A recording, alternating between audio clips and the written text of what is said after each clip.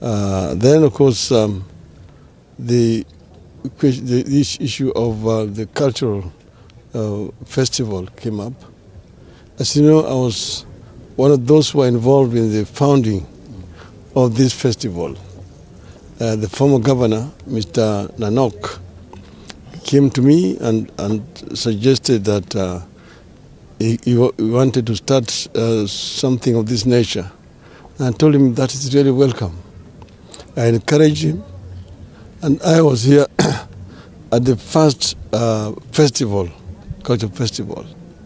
From that time onwards, I've come consistently each and every year, except last year, because of the confusion that was reigning in the country.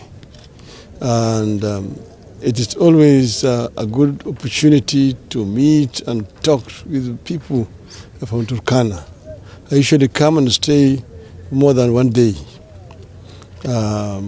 This festival, of course, is one of its kind, and it's being people from the region, the people who come from Ethiopia, some come from South Sudan, then from Uganda, and even from far away.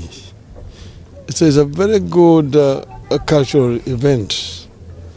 As you know that this region of East Africa is actually now known as the cradle of mankind, that mankind actually originated from here.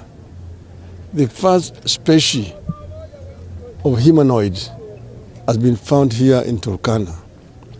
And I've been to that site of Mr. Leakey, with the late Richard Leakey, several times. And he has taken me through his research work which he was doing in conjunction with the University in California and the UK. And it is actually amazing what is here. And that's the reason why each time I talk to people, foreigners who come here say, welcome home, because this is where the humanity actually started before it spread to other continents. That's what makes this place actually very unique. But I also know that this region actually has serious economic challenges. This area has suffered economic neglect for a long time. From the colonial days, this used to be part of what used to be known as NFD, the Northern Frontier District. It was completely excluded from development. And the subsequent independent government continued that marginalization.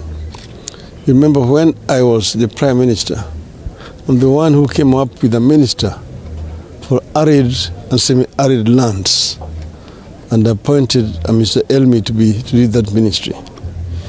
That's when we started what you call affirmative action, to deal with the areas which had been historically neglected and mainstream them in development. And then when devolution came, we came up with a revenue share which tended to favor these regions which were backwards. There is also equalization fund which is provided for in that structure. Now, we had big plans as Azimio for this region, which we would have started implementing. Now, I know that Mr. Ruto was here yesterday, and as is his nature now, practice, he made all those empty promises of what they intend to do for this region. But I know that there's a big disconnect between the rhetoric and the reality as such. So what I wanted to do here today is basically to tell these people that they need to unite together with the people of Kenya. This region has voted for me and for ODM and Azimio overwhelmingly in the last general elections. We have 3 members of parliament from this region. We have some members of county assembly. The governor himself is from ODM. Even the previous governor, Mr. Nanok, was also from ODM. And I enjoy a lot of support. I don't need anybody's invitation to come to Turkana. Turkana is part of Kenya. I lead a political party, which is Kenyan political party and a coalition. So I don't need anybody's invitation to come here. And when I come and the people want me to talk, actually, it is the height of stupidity to refuse me even an opportunity to greet the people. The governor, of course, was feigning that he was not aware, because he is very aware. And I know that he gave assurances to Mr. Ruto that he will not allow us to speak here today. That is the height of political intolerance and hypocrisy. But we are not deterred as Azimio. And I want to actually assure our supporters in Turkana, we will be coming back.